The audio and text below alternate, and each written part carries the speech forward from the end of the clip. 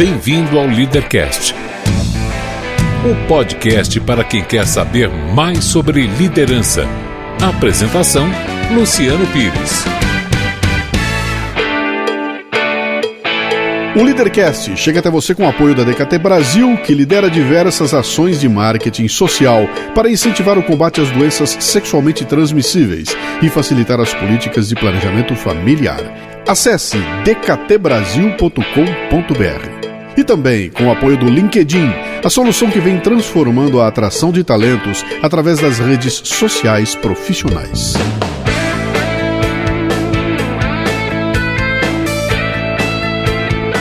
Bem-vindo, bem-vinda a mais um Leadercast. Hoje eu converso com Kiko Loureiro, um guitarrista que sai de um bairro de São Paulo para se tornar um dos melhores em sua profissão e que acaba de se tornar guitarrista do Megadeth, uma das maiores bandas de metal do mundo. Que história incrível, meu. Hoje vai ser um programa meio musical, vocês vão ver por causa do convidado que está aqui comigo. É um sujeito que eu tive pouco contato com ele ao vivo. Acho que, se eu não me engano, acho que eu vi ao vivo uma vez ou duas vezes que a gente se encontrou e se cumprimentou, alguma coisa assim. Mas o nosso contato foi muito virtual. Eu acompanho a carreira dele há bastante tempo. Nós temos um grande amigo em comum e a gente tem aí uma admiração que eu acho que é mútua, né? E surgiu uma chance de pegar o bicho aqui no Brasil. Liguei para ele, a gente se falou aqui, falou: cara, vamos lá, vem aqui, vem me contar uma história. Eu vou começar com aquelas 3 perguntas básicas e fundamentais do Leadercast, que são, como é o seu nome, quantos anos você tem e o que é que você faz? Bom, prazer estar aqui, né, com o Luciano. Meu nome é Kiko Loureiro, sou guitarrista. Que idade você tem? Mas minha idade 43. É importante, tá? Você vai entender porque ao longo do caminho 43 a gente anos, nasci em 72. Uhum. E sou guitarrista, então comecei minha carreira ali com Angra. Sim. Né? E tenho outros trabalhos, mas basicamente as pessoas me conheceram com Angra. Sim. E hoje você toca onde? Hoje eu estou aqui no Brasil para fazer o show do Rock in Rio com Angra e toco uma banda americana chamada Megadeth. Megadeth, aquela banda ali de Birigui, aqueles carinhas de Birigui, aquela coisinha ali. Você nada mais, nada menos do que o guitarrista do Megadeth. Exatamente. É uma banda, para quem não conhece, né, que é mais um som mais metal. Mas é uma das grandes bandas mundiais. Eu vou soltar um pouquinho do som aqui que a turma vai ouvir na boa aí, né?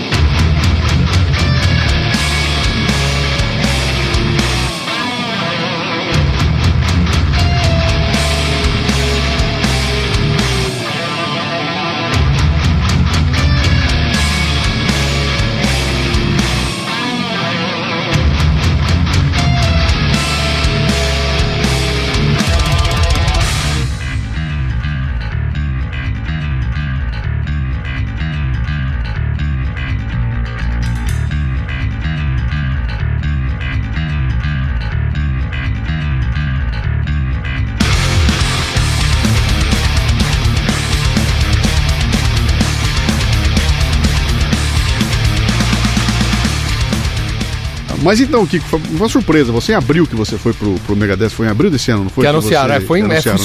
super rápido o lance todo, né? O primeiro contato foi em março. Eu vou querer saber como é que foi essa coisa toda aí, mas a mim interessa aqui discutir um pouco algumas coisas importantes que eu tenho. Quer dizer, você é um cara que vive de música. Vivo de música. Você é um músico. A tua vida você ganha a vida praticando música. Eu vi que você, inclusive, desenvolveu um trabalho legal, que foi o que me chamou a atenção de trazer você rapidamente para cá. Que você tá ensinando como é que se trata a música como um business, exatamente, né? O que em termos de Brasil é um negócio complicadíssimo. É muito pouca gente no Brasil que consegue viver dignamente de música, né? Não tem tanta gente que consegue isso. E eu queria que você desse uma perspectiva pra gente, assim, como é que começou essa história aí, cara? Quando você era o Kikozinho lá, o molequinho Kiko, que um belo dia cai na mão dele algum instrumento e decide que ia perseguir. Lá pra trás. Não, eu comecei na música, não tenho família de músicos, não tenho a referência perto de algum músico ali. Minha irmã fazia aula de violão em casa, porque o vizinho tinha um professor que ia no prédio, começou a fazer, deu alguns meses, ela falou: não aguento mais, 1 hora esse cara é chato. Minha mãe falou: bom, já paguei, então vai o irmão mais novo. Tipo assim. E eu lembro assim como fosse hoje, eu tava de pijama e falou: vamos lá, entra lá no quarto que o professor já tá lá, já tá pago, e vê se você gosta também, sabe? Eu tinha 11 anos, né? Fazia basquete, tal, eu não tinha outros interesses, andava de bicicleta, e foi lá o violão. Ia ter meia aula de 1 hora com a minha irmã, meia hora cada um.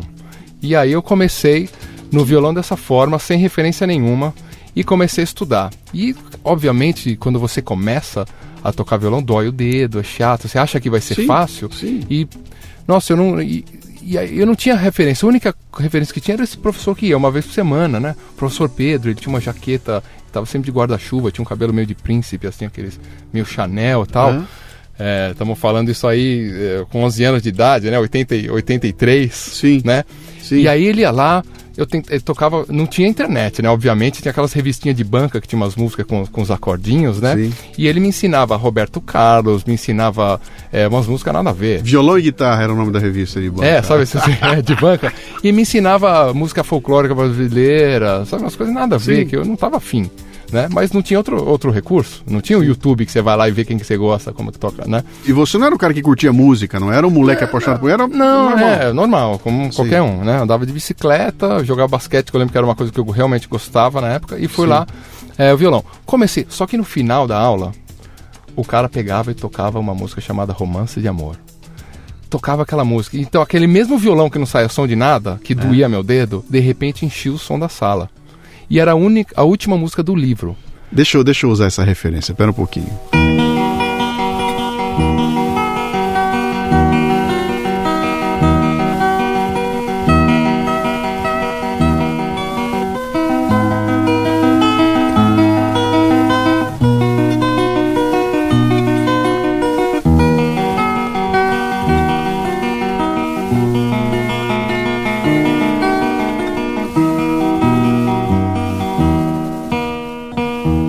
Você ouviu Romance de Amor, que fez a cabeça do Kiko Loureiro. Exatamente.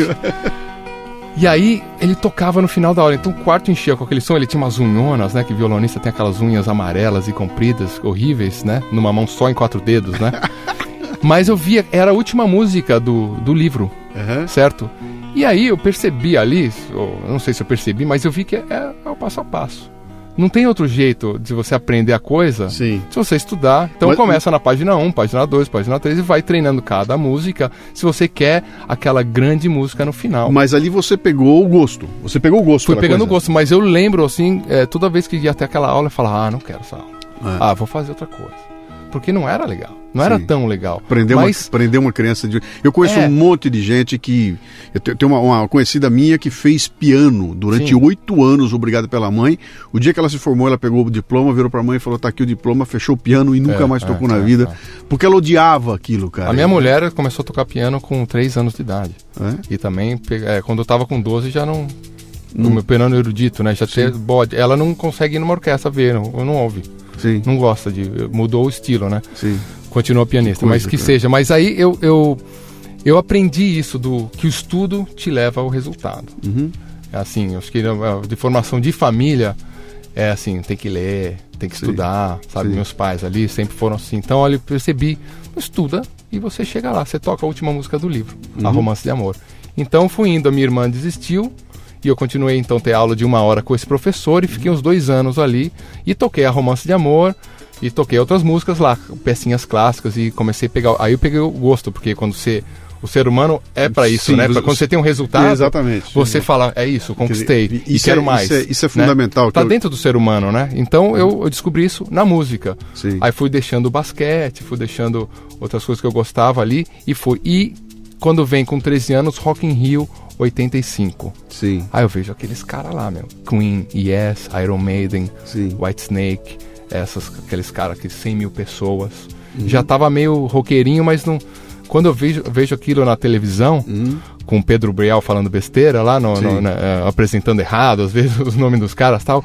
Cara, eu me apaixonei pelo negócio. O professor do violão clássico chegou pra mim e falou, olha, compra uma guitarra pro moleque, né? Porque ele tá bem, tá indo bem, mas ele gosta desses caras. Porque eu ficava ouvindo Iron Maiden no quarto escuro e imaginando aquele 100 mil cabeças me assistindo, com o violão na mão, e depois quando eu ia tocar, eu tocava Romance de Amor. Cara, né? Não combinava, cara, né? Olha que loucura, quer dizer, 30 anos atrás você teve um sonho que você tá realizando. Sim. Sim. Eu sou o cara que corri sempre atrás desse sonho. Você tá no Rock in Rio tocando para aquela plateia que você sonhou há 30 anos atrás, quando era um moleque de 13 anos. Exatamente. Aprendendo violão. Total. Eu nunca desisti desse sonho, eu sempre guardo ali, toda vez que eu tô no palco ali. Sim. Várias situações com Angra já, de tocar em festivais, de viajar o mundo com a guitarra, né? A guitarra é o meu passaporte, né, pro mundo. Eu conheci, a gente pode falar de tantos países aí que eu viajei, cidades e... Nossa, é incrível o que a música pode te dar de cultura, das viagens. Mas eu comecei ali, então, me imaginando, sonhando, mas tocando violão. Aí minha mãe ouviu o professor, aí Onde era isso? Onde? Em São Paulo? São Paulo, Perdizes. Tá. E aí eu fui numa escolinha de bairro ali em Pinheiros para ter aula de guitarra. Com uma guitarra lá, que eu fui lá no centrão de São Paulo com a minha mãe, ela comprou uma guitarra Giannini lá, porque não tinha importação nessa época, né? Com a marca gringa, não sei o que era... E aí comecei a aula de guitarra, aí aprender Led Zeppelin, aí eu gostava de Led Zeppelin, aí primeira aula o cara toca o riff do Led Zeppelin, eu tava no sonho, eu não fazia ideia como passar do violão pra guitarra, eram dois mundos completamente, né, antagônicos pra mim. Sim. E aí eu vi o cara tocando na minha frente, uns solos que eu adorava, Van Halen, Led Zeppelin, o que eu ouvia não tinha ideia como se fazia, porque tem que lembrar que a gente não tinha nenhuma informação, né? Sem dúvida. Basicamente tinha partitura, não tinha esses vídeos, via o cara na televisão, como é que tocar aquilo, né? Porque eu chegava na aula de violão, o cara tava tocando peça clássica, com a unha comprida, não tinha uma paleta, completamente diferente. E aí não tinha essa ligação, né? E aí quando o cara tocou isso na minha frente, eu falei, é isso. Aí, lembro até hoje, todas essas aulas aí de guitarra dessas época aí de 13, 14 anos, eu lembro muito bem. Isso nós estávamos no final dos anos 80, começo dos anos 80. Isso aí, 86, 87. Tá. Aí eu começo a estudar. Aí, quando eu tô 15 anos, mais ou menos, eu não sei o que me dá. Tem um cara que teve uma época na guitarra americana que começou a vir um virtuosismo exacerbado. Stevie Vai, aquelas coisas. Então, é isso aí, você conhece. O Van Halen, viu um virtuosismo absurdo. E nasceu um monte desses caras aí, começava a vir e começou a chegar no Brasil um vinil dessa galera, né? E aí eu começava a ouvir, comecei a ir na Liberdade, comprar revista japonesa que tinha partitura, tentava um amigo, eu trazia o negócio, não tinha xerox, né? Cópia do VHS de uma videoaula, e comecei a entrar nesse mundo. Um desses caras, chamado Jason Becker, por exemplo, não é conhecido no mundo tão conhecido, ele tinha 17 anos, eu tinha 15. Sim. E o cara já tinha um disco gravado com um virtuosismo absurdo. Eu falei, como é que em 2 anos eu vou sair dessa coisinha que eu tô tentando tocar, né, com um professorzinho aqui de Pinheiros, para ser o cara com esse disco gravado fazendo um negócio absurdo desse? Alguma coisa me deu, eu falei, a única referência que eu tinha era escola, colégio, que segunda-feira você tem uma aula de matemática, uma aula de não sei o que, uma aula de ciências, né, terça-feira você faz isso. Eu falei, é o jeito. Botei uma cartolina no quarto, segunda-feira, estudo meia hora disso. O dia inteiro. Terça-feira, quarta-feira, quinta-feira. Então, com 15 anos, 16 anos, eu tinha no quarto umas cartolinas lá.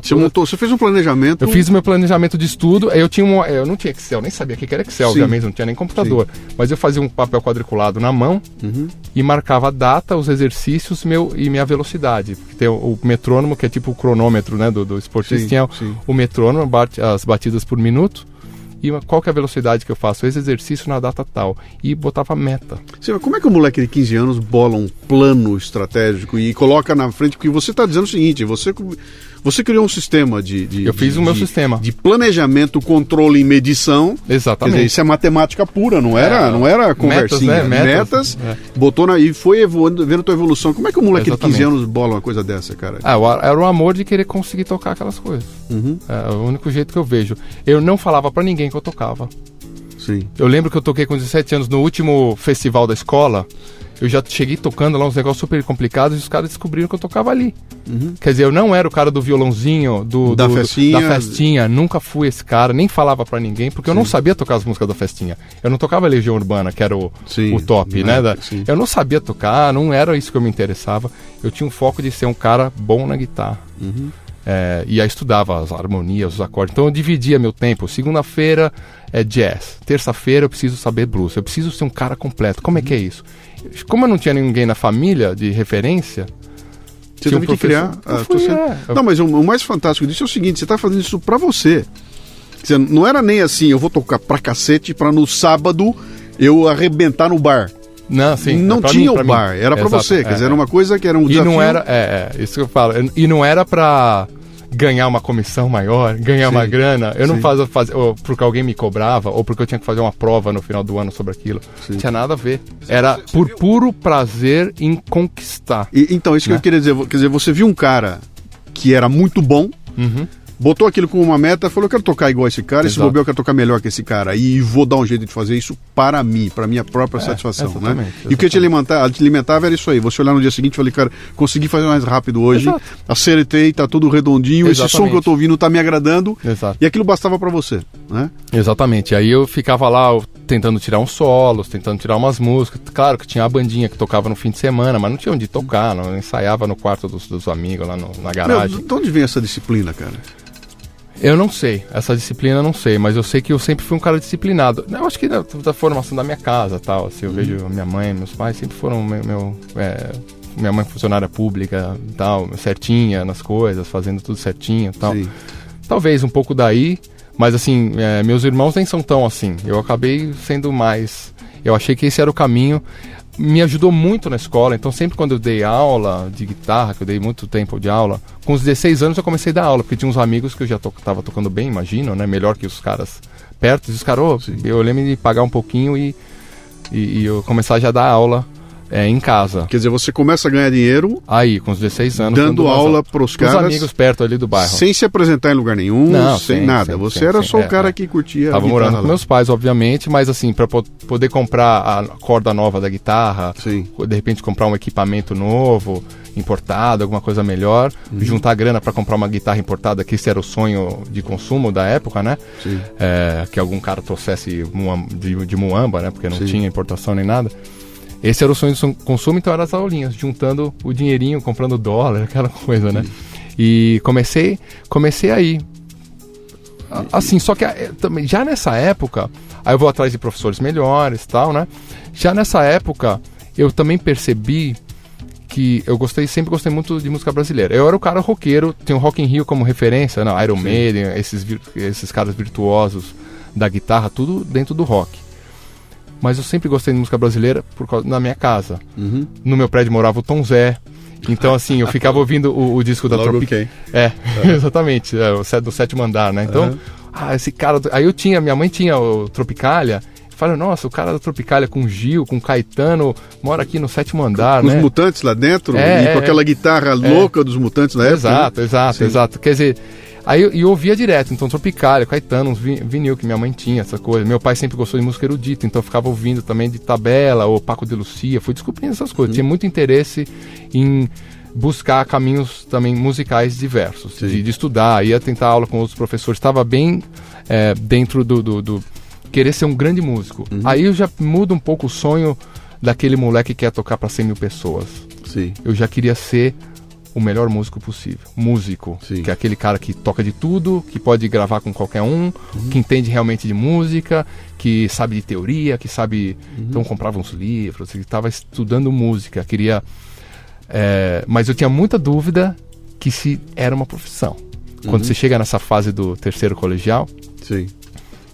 eu não sabia não tinha certeza. Era o teu hobby, era a tua curtição. Era a minha curtição. E uma coisa legal que você está falando aí, que é interessante, quer dizer, durante todo esse tempo, você é um Lone Ranger, né? Você é o cara sozinho, você por si. E é engraçado que a maioria das histórias que eu vejo do pessoal que toca em banda é aquele, a gente é um grupo de amigos que gosta de alguma coisa, a gente se junta, aprende a tocar e forma uma banda, né? E eu vou aprender a tocar a guitarra do lado do meu amigo que está aprendendo baixo, com o baterista, que todo mundo é ruim, e esses caras vão juntos melhorando e um belo dia formam uma banda. Então, eu tive um pouco disso, tinha os caras do bairro assim, mas eu era o cara que estava muito mais focado, entendeu? Eu tinha uns amigos também, porque também é legal você tocar alto com a galera, numa garagem de alguém e tal. Tinha isso, mas eu voltava para casa e ficava no instrumento. Talvez eles estavam só nesse momento da garagem, de curtir, né? E eu voltava para casa e ficava estudando. Me ajudou muito no colégio. Eu estudava muito as matérias do colégio, porque eu não queria estudar em casa mais. Eu prestava muita atenção na aula, Tá. porque eu sabia que me ia atrapalhar na guitarra. E o tempo em casa era o tempo da guitarra. Exatamente. E muitas vezes, quando a aula era chata no colégio, eu levava livro de teoria de música pra ficar lendo enquanto o cara tava dando aula. Professores, né, lentos e chatos, né? Sim. E aí eu comecei a ficar um bom aluno em física, em matemática, tudo, porque eu sentava na frente e ficava estudando. Quero aprender isso porque eu não quero que isso me atrapalhe meu tempo de minhas tabelinhas. Fantástico. Minhas tabelinhas e tal. Isso é quando eu dei aula de guitarra, eu vi alguns alunos acontecer isso também. Do cara realmente aprender a estudar, que é um grande lance. Sim. O cara aprender a estudar, realmente, eu vou estudar agora, vou me concentrar, aprendo isso e tchau, parte pra próxima, né? Sim. Então, me ajudou muito na escola, mas quando eu cheguei no terceiro colegial, vem aquela dúvida. Viver de música, isso aí não vai dar, porque a gente não tem essa referência de você ver o Michel Teló milionário, Ivete Sangalo, sei lá, tocando em estádio, Legião Urbana na época, e você vê o cara no boteco tocando pelo prato de comida. Sim. Qual que é o meio termo? O que existe? Que profissão é essa? Como é que você chega? É muito que eu faço hoje, mostrando todos os caminhos possíveis para uma pessoa que quer viver de música.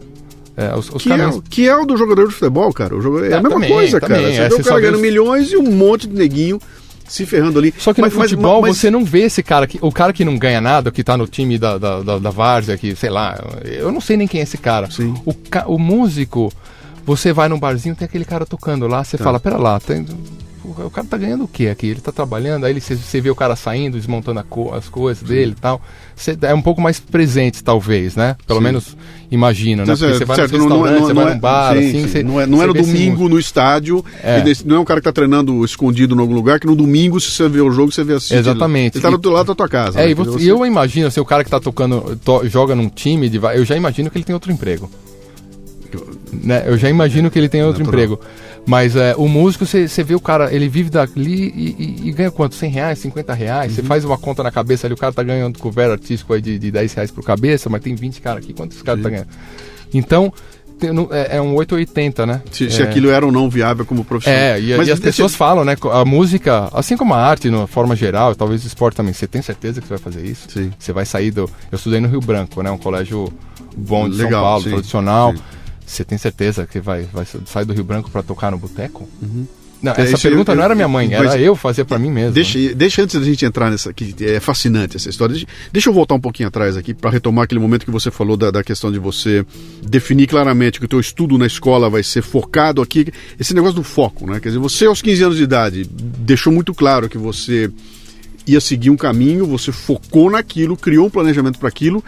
E é impressionante você contar que também conseguiu criar o foco separado para a escola. Quer dizer, quando eu estou na sala de aula, eu estou absolutamente focado em aprender matemática, física, geografia, história, etc. e tal, para quando eu chegar em casa eu mudar meu foco e não fazer com que as coisas batam uma com a outra. Exatamente. E o brasileiro tem um problema seríssimo. Eu estou fazendo agora, terminando um material com uma palestra sobre produtividade, e eu abro com essa constatação. Quer dizer, o brasileiro tem um problema de foco brutal, cara. Eu começo a trabalhar em 2 minutos, tocou o celular, eu já parei, passou a mulher gostosa, eu já parei para olhar, o cara me chama pro cafezinho, o outro vem contar uma fofoca, e aquilo é tudo truncado, né? Eu não consigo falar, olha, vai ser das 8 às 12, eu vou ficar absolutamente focado nisso aqui, né? E quando a gente leva isso para nível do dia a dia do trabalho do brasileiro, explica muito dessa complexidade que nós temos, da falta de produtividade do brasileiro, né? Total. Mas, de novo, isso tem a ver com disciplina, tem a ver com foco, etc. Mas no meu caso, nasceu... Da onde vem esta porra, cara? Eu acho que a música é muito apaixonante. Eu não sei se eu achei o que eu gostava. E eu achei as referências que me impulsionaram também, né? Quando eu falei de alguns guitarristas, eu quero tocar com esses caras. Eu achei a referência que tocou em mim, que me buscou. O que te dava satisfação, cara? Que você falava, puta, que foi do caralho, valeu. Porque a música... Naquela época, com aquela idade, o que dava satisfação pra você? Era conseguir tocar... Era ouvir o solo saindo, o solo acontecer. Conseguir tocar aquilo que você ouve, você conseguir reproduzir, né? E também, aí já entrou na loucura da satisfação, aí já tem um lado...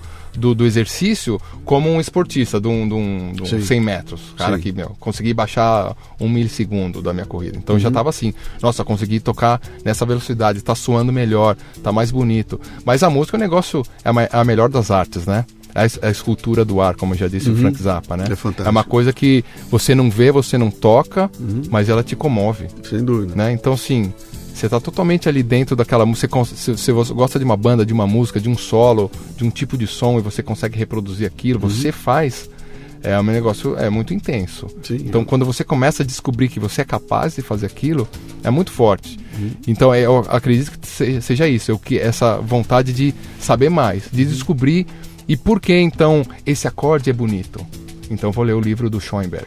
Vou ler o livro do cara, do filósofo da música, do cara. Por quê? Vou buscar a teoria para explicar por quê. Então entrava, mas aí depois eu descobri que não era muito a minha onda de ficar essa matemática da música. Tem umas viagens completas de teóricos, né? Do Pitágoras, já vem lá matemática em cima da música, ciência em cima da música. Música e matemática, cara, é unicarne, né? Não, total. Tanto que se você partir para composição erudita e tudo aquilo é quase que uma equação matemática, sim, né? Principalmente os modernos, sim, né? Mas assim, eu fui estudando e descobrindo, então, essa sensação, né? Eu acho que dá essa força. E você querer saber mais, mas sem motivo de querer ser um profissional, ainda sem querer ser um profissional. Sim. Nunca pensei na questão de viver de música, ainda com 16, 17 anos, era por puro prazer de tocar. Você já tinha assim uma não era visão de pegar mulher, porque muitas vezes, vou tocar porque eu vou tocar no barzinho, vai ter as minas. Para ganhar as minas. Não era isso, porque eu não ficava tocando para as pessoas. Aliás, muito pelo contrário, namorada que eu tinha era um problema. Ela falou: não, você não vai ficar tocando guitarra sábado o dia inteiro, né? Eu falei: não vou. Vamos viajar pra praia? Não vou. Eu era assim, então eu deixava de... Eu não ia com a galera... Um CDF mesmo, cara. Era um CDF. Eu era um nerd da guitarra. Sim. Eu era um nerd. Talvez se nascesse hoje, eu estaria no computador lá, sei lá, não sei, uma né? História qualquer. Mas eu era realmente um nerd da guitarra. Quando chega com 17 anos, aí começa a pintar algumas bandas. Já pintou até o próprio galera do Angra. O Rafael me conheceu nessa fase. Ele morava no Morumbi, eu morava em Perdizes naquela época, né? A gente nem dirigia nem nada. Ouviu falar que tinha um cara em Perdizes que tocava... até a gente brinca, ele ouvia falar que tocava um arpejo em sei lá de quantas notas em tantos segundos, sabe? Tinha a lenda urbana. E aí ele foi na minha casa, tocou o interfone, falou: não, eu queria que você tocasse com a gente e tal, porque você toca um arpejo de tantas notas em tantos segundos. Olha só, moleque. E aí começo a tocar então com o Rafael com 17 anos. No Angra, já no Angra. Não era Angra ainda, era uma bandinha era uma banda. Aí já começo a entrar nesse mundo de banda, né? Da garagem, de ensaiar e tal. E eu continuei estudando. E aí eu fui fazer então a faculdade de biologia. Isso que eu ia te perguntar agora. Quer dizer, tirando a música de lado, havia uma carreira que você podia falar: olha, aí para esse caminho acho que eu vou meu seguir. pai é bioquímico, então assim, na minha casa, eu acho que por aí, assim, gostava, tinha uns microscópios, eu ficava fazendo uns negócios também, gostava disso, de moleque, tinha uma sensação boa nesse caminho. E eu tive ótimos professores de biologia no Rio Branco e de física. Eu comecei a gostar muito de física, pensei até fazer faculdade de física, sei lá. Sim. Mas aí a biologia foi mais forte. E na hora de escolher, com 17 anos, o que você vai fazer da vida, foi a mínima ideia. Terrível, não tinha referência nenhuma. É terrível. Né? Terrível, horrível. terrível. Mas a música eu não via como um caminho. Eu tinha medo da música. Não era pressão de pai. Claro que meus pais também, eu acho que não gostariam que eu fosse músico. E fui lá, então fiz a FUVEST para biologia. E eu entrei na USP, na biologia. Não me matriculei. Não quis fazer. Bateu, não, vou ser músico. Peraí, me fala desse momento, cara. O que foi isso? Você faz o FUVEST, sei lá quando que foi, nem lembro mais, dezembro, sei lá. Aí saiu o resultado lá, passei. Biologia. E aí você se vê numa encruzilhada e tem que tomar uma decisão. Tem que tomar uma decisão. Como é que foi isso? Esse é um processo de reflexão com 17 anos de idade. O que você fez, cara? O que é que te levou vou pra música? Não vou matricular. Fui lá e não matriculei. Aí minha mãe falou: você tá abrindo mão da USP, né? Tipo, biologia. Eu falei: não vou. Não fui. Tipo, não me matriculei e não fui. Alguma decisão maluca de não ter ido. E aí eu falei... Aí eu tava com 18 anos aí, né? Passei aquele ano, fiquei com medo de pegar o alistamento militar, né? Porque eu tô fazendo nada. Aí eu ficava dando aula em casa. Eu já tava com os alunos, ganhando minha graninha ali, dando aula. E tal, mas nada... Dando aula com um aluno sentado na minha cama, né? Tipo, no quarto, o negócio... E aí, passei o ano nesse conflito. Devia ter feito a faculdade. Não, vou ser músico. Não sei o quê. Quando chegando pro final do ano, eu falei: não, vou fazer. Fui e fiz como chamava? o pré-vestibular, lá, sei lá, aquele... O cursinho. Cursinho intensivo de 2 meses, bem no finalzinho da decisão. Só pra dar aquela relembrada, fui lá, fiz, entrei de novo. Aí eu me matriculei. Biologia outra vez? Biologia na USP de novo. Só que aí, na dúvida, fiz FUVEST pra música na Unesp e biologia na USP. E passei nas duas. Tá. E fui então fazer Unesp à tarde, de música, composição e regência, e à noite, e peguei o curso de biologia que era só à noite, não era o dia inteiro, era 1 ano a mais, eram 5 anos. E fui fazer os dois. Por incrível que pareça, eu desisti da música em uns 3 meses, na FUVEST. Porque eu queria tocar guitarra. Eu descobri que o cara falando que a corda de violino é feita de não sei o quê, e aí tinha greve de professor, aquelas coisas. Eu falei, não, isso aqui é uma perda de tempo, vou sair fora. Sim. Fiquei uns 3 meses, era um embaço lá, realmente, a FUVEST, não sei como que é hoje, mas ali naquela época, tô falando de 91, sim, né? Por aí. 90, sei lá. E aí e biologia, pesado o negócio. Sim. Biologia na USP, pesado. Os caras já dando matéria. Eu falei, aqui que eu gosto. Sabe, eu lembro bem e me senti bem dos caras pegando pesado ali, as provas, não sei o que e tal. E aí eu fiz praticamente 1 ano e meio de USP, já aos trancos e barrancos, já. Porque eu fui aí comecei com uma banda de rock, começou a tocar por São Paulo já, chamava A Chave. Os caras me chamaram. E aí, lembra de uma banda chamada Dominó? O tal do Dominó, os meninos do Dominó? Você vê, o cara que sonhava em ser o Iron Maiden, o meu primeiro emprego foi ser guitarrista do Dominó. Do Dominó. Exatamente. Peraí, vamos ouvir um pedacinho aqui, peraí. Topê da vida e o mundo em volta da ferida, em transes loucos, transas nossas, de mãos atadas, vistas grossas, é muito pouco amor à vida. Topê da vida. Ai, que delícia, cara. Isso faz parte da infância de uma moçada gigantesca. E a guitarra era tua, cara? Era você na guitarra? Não, eu não gravei o disco, tá? Na época tinha uma banda Polegar também, né? Tinha. Que as pessoas confundem. Era o Polegar daquele que é Rafael William, não sei o que, né? Sim. Não, eu falei o Dominó, que é Gugu Liberato e tal. E aí o Polegar eram os carinhas tocando com banda. E o Dominó era só os caras dançando. Sim. Então eles falaram, não, a gente precisa ter banda. Então chamaram... montaram uma banda para acompanhar o Dominó ao vivo. E um dos caras do Dominó, que é o Afonso, era super cantor, super músico, apaixonado. Então ele ia nos shows das bandas de rock nos bares de São Paulo e me viu tocando. Falou, bom, eu quero você na minha banda aqui. Porque ele curtia, ele tocava essa coisa virtuosa da guitarra. Então fui lá então tocar com o Dominó. E eu comecei realmente a ver qual que era o mercado da música. Porque a gente começou a fazer aquelas festas de peão, sei lá, pelo interiorzão do Brasil. O primeiro show nosso foi em Sinop, não esqueço. Em 92. 92, Sinop. Pra chegar lá... Nossa! Terrível, nossa, inesquecível a viagem. Sim. E tudo rua de terra. De repente eu tava naquela época lá. Então eu comecei a viajar pelo Brasil com o Dominó. Foi legal. E logo depois com o Supla também. Sim. Então tinha 19 anos, já comecei a tocar profissionalmente aí já, né? Ordem dos Músicos do Brasil e tal. Certo. Sempre conto uma história da Ordem dos Músicos do Brasil que é fantástico, né? A nossa ordem, né? Pra ver como é que é o nosso nível. Quando eu fui lá eu entrei no Dominó, então precisava ter a carteira da Ordem dos Músicos do Brasil para poder exercer a profissão, né? E aí, obviamente, eu imaginava que era tipo uma OAB, um CRM, né? Eu achava que era uma entidade, assim, realmente séria. Fui lá, no Centrão para me fazer o teste, e ela já foi recusado já de cara, porque minha foto não tava de terno e gravata. Não, sua foto não tá... Eu falei, mas ok, então aqui o negócio é sério.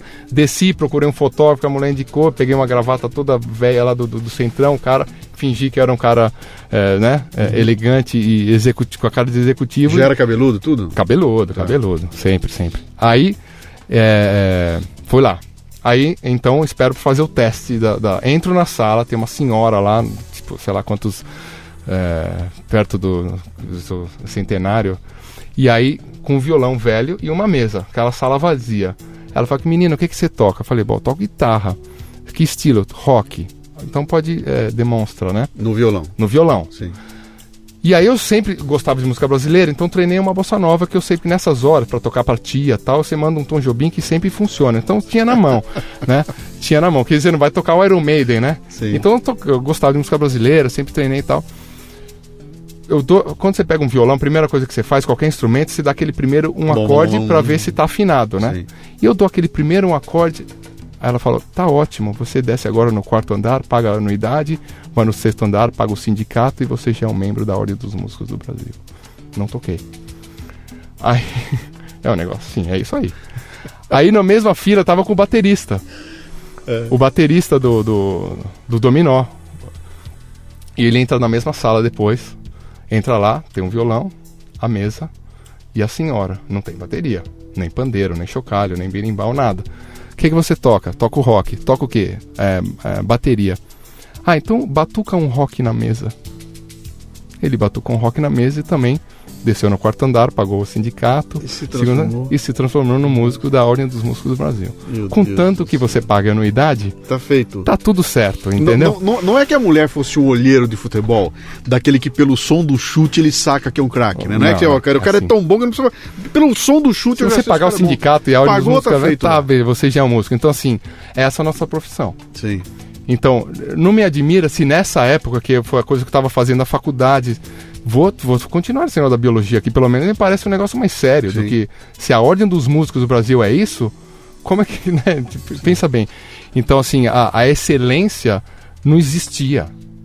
Era gente mesmo, você mesmo tem que fazer a sua própria excelência da tua profissão, que pra né? você não era problema. Você já vinha nessa pegada da excelência há muito tempo, né? De estudar, de querer, de outras referências, mas assim, isso foi um forte, que eu não esqueço também, porque qual que é o embasamento que você vai ter uma profissão com esse tipo de apoio, né? É uma piada até hoje, a Ordem dos Músicos do Brasil. E aí você assiste vídeos da Elis Regina em 1970 e poucos, metendo o pau no presidente lá, o Sandro, que não tá mais, tal, que era um déspota por décadas. Que ficou décadas. Exatamente, Mas coisas do Brasil, né? Sim. Que a união, você vai nos Estados Unidos, a união dos músicos é uma coisa que realmente ajuda o músico, ajuda a manter o piso salarial, aquela coisa que é necessária se você for ter uma ordem, né? Bom, essa foi meu primeira profissão, dominó. E o supla. E aí o Angra começa meio que aí. Tá. E aí quando o Angra a gente começa uma demo e tal, grava uma demo, quando a gente vai gravar o disco, já tem uma gravadora, aí a gente grava na Alemanha. E eu perco as provas finais do semestre, do 4º semestre. Aí foi quando eu falei, não, agora tchau. Só que eu não desisti, eu falei, vou trancar. Sim. Sempre com aquele medo ali, né? Mas eu já tinha tocado com supla, com dominó, dava aula, ganhava minha graninha, tava com o Angra gravando o primeiro disco. Na Alemanha, que não é já pouca. Financiado por uma gravadora japonesa, foi o primeiro contrato. E já tava então entrando, mas mesmo assim, vou trancar. Mas aí eu nunca voltei. Mas eu sempre tinha uma coisa, será que, né? Será que eu volto e tal? Sim. Que eu tinha um lance de realmente privilegiar a educação, de saber que o principal que você tem que adquirir na sua vida é educação. Sim. Estudar. O resto vem depois. Você quer gastar dinheiro aonde? Gasta em educação, em se educar. Eu sempre tive esse... Que também é interessante ouvir você falar isso aí, porque normalmente quando você pega uma pessoa que tem um talento como esse que você teve, que desenvolveu, não é normal você... Aliás, não é anormal você ouvir a pessoa dizer que eu larguei tudo para me dedicar de cabeça e deixei de estudar para poder me dedicar a virar um ator ou uma atriz. Parei de estudar para virar jogador de futebol. Deixei de estudar para virar um músico porque aquilo tomou conta da minha vida, né? E você entendeu claramente que uma coisa é a base para outra e levou aquilo adiante. Muito legal, cara. Sempre com esse medinho de não estar fazendo o status quo, né? Sempre com medinho de não ter o diploma na parede. Sim. Será que isso vai o que vai trazer na minha vida não ter esse diploma na parede? Nessa fase dos 18, 19 anos. Até porque você tem uma pressão de família e tudo mais, você fala, eu quero que meus pais fiquem tranquilos comigo, né? Também, exato. Eu quero meu pai imaginando que eu vou estar em cima de um palco cabeludo, sem saber se eu vou ganhar tocando ou não. no boteco por comida, porque tem esse lado também.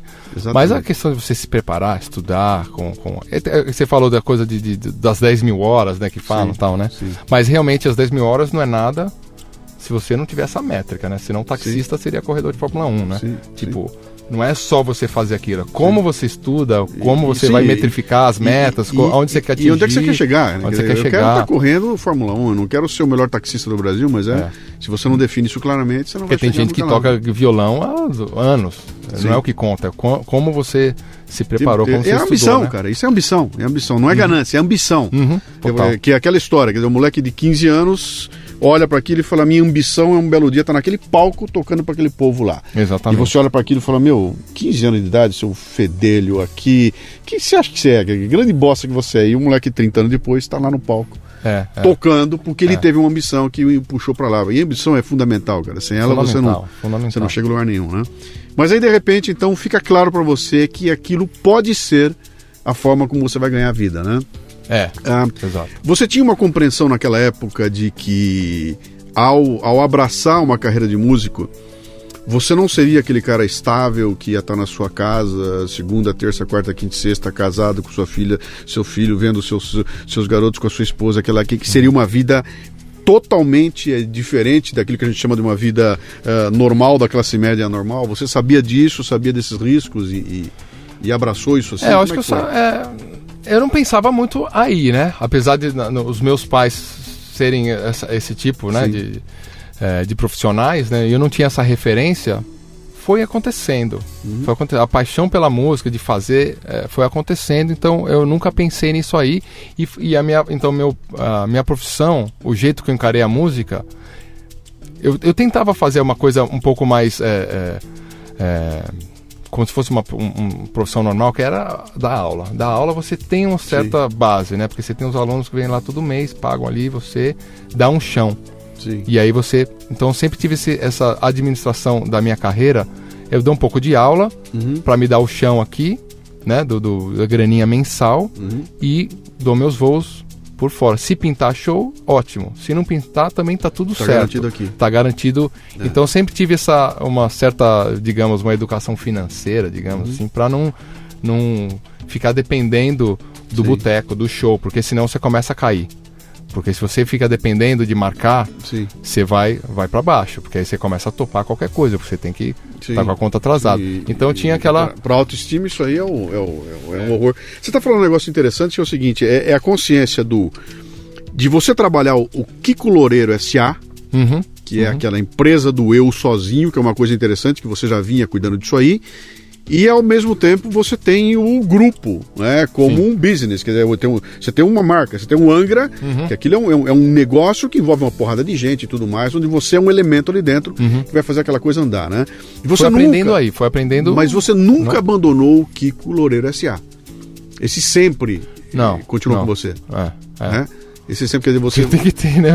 Eu, né? Pois mesmo assim, quer dizer, tem gente que se entrega absolutamente ao empreendimento, ao negócio, e um belo dia, lá na frente, ela sai e ela não tem mais chão. Porque eu perdi minha identidade. Numa empresa. Perdi minha identidade, não tenho mais o sobrenome corporativo, meu cartão não existe mais, agora eu sou um bosta. De onde é que eu sou? Eu sei lá, eu não tenho mais para onde ir, não sou mais eu nunca me preocupei em construir. Eu tive essa preocupação quando eu estava na minha transição, que eu fiquei meus 26 anos na empresa. Quando eu decidi que estava chegando a hora em que eu ia em algum momento sair da empresa, foram 8 anos antes, eu comecei a trabalhar o Luciano Pires, né? Para o dia em que eu não fosse mais o Luciano Pires da Dana e o Dana caísse, o Luciano Pires tivesse força suficiente para me segurar. Então eu montei um trabalho em paralelo de construir. Então o Luciano Pires S.A. foi uma construção que começou muito tempo antes, né? Mas o dia que eu parei eu estava com o outro pronto, né? Me parece que você também manteve isso. Mas eu acho, pensando aqui, essa pergunta é interessante. Pensando aqui, aconteceu, obviamente lá no começo dos anos 90, aconteceu de uma forma natural. Eu não estava com esse pensamento, mesmo porque o Angra é uma coisa embrionária, eu não sabia quanto que o Angra seria meu sobrenome. Kiko do Angra ou não. Eu sempre fui muito ativo. Eu imagino, hoje eu enxergo dessa forma, eu sempre fui muito ativo, mais ativo que o pessoal da banda, de certa forma. Então, muitas vezes eu me meti em outros assuntos da banda que não seria pro guitarrista se meter, que era no gerenciamento da banda, me meti muito. E também tinha mais espaço, tempo e energia para correr atrás de outras coisas. Patrocínio de instrumentos, um show meu sozinho, uma sessão de fotos, uma entrevista. Ia fazendo isso, porque como eu falei já desde os 15 anos, pra mim era dezembro e janeiro, não era pra ir pra praia, era pra aproveitar que tinha um dia inteiro livre, pra se dedicar no que eu queria ser, Sim. né? Não era pra, tipo, agora eu vou relaxar na areia. Sim. Nunca pensei assim, né? Não sei porquê, mas nunca pensei assim. Então quando chegava dezembro, janeiro, fevereiro, eu tava bolando o que eu ia fazer, ou fazendo, sempre inventando alguma história. Então isso, fui achando os buracos dentro da banda e foi acontecendo. E aí meu nome foi crescendo também, fora e dentro da banda. Que é interessante, isso é uma veia de empreendedorismo braba, né, cara? Porque o empreendedor é exatamente isso, quer dizer, eu tenho atributos que eu preciso cuidar de todos eles para poder fazer esse meu business andar adiante, quer dizer, exatamente. Não basta eu ser um virtuoso da guitarra e ser o melhor tocador de guitarra, etc e tal, se eu não cuidar dessas questões. Sim, e eu fui aprendendo isso na raça. Né? Porque o que aconteceu? Quando a gente... Foi assim, a gente tinha uma banda, o Angra, juntou vários caras bons. A gente era uns caras a gente achou os melhores que a gente conhecia em São Paulo. Os melhores músicos. Melhores músicos. É muito importante isso, ter um grupo onde todos acreditem em cada um, Sim. respeitem, e a gente era muito diferente um dos outros. Sim. Muito diferente. E a gente, ao longo de muitos anos, entendeu essa diferença e respeitou. Né? Porque eu tinha o nerd, que era eu, o Rafael, o outro guitarrista, é muito mais Frank Zappa, Raul Seixas e tal, né? Outro estilo, né? E a gente trocou, eu relaxar mais com ele, eu ser um pouco mais lúdico, digamos assim, e ele ser um pouco mais esse cara incisivo, da virtuosa, de buscar, de correr atrás. E a gente tinha um baixista que se vestia de roupa de exército e lutava Muay Thai, e o vocalista de roupa de príncipe, de babado, tocando piano clássico. Sim. Eram, assim, só que todos fazendo muito bem o que faziam, mas essas personalidades bem diferentes. Isso cria uma banda, isso cria um grupo, né? Uma equipe forte, né? Sim.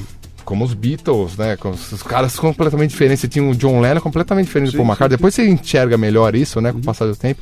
Mas eles juntos fizeram... o Lennon e o McCartney fizeram um negócio que eles juntos são um negócio... Não tem nada muito melhor. Maior que qualquer um dos dois separados, né? Exatamente. Não, e é legal porque isso explica muito bem essa... Se você pegar qualquer desses grupos fantásticos aí que fizeram a cabeça da gente...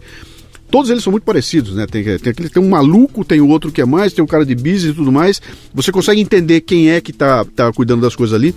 E da mesma forma como isso explica essa riqueza que faz um grupo explodir e ver o sucesso, também explica por que ele explode e desmancha um pouco mais à frente. Mais pra frente, né? Sim, também. Chega uma hora que ele vai implodir e vai desmanchar. Sim.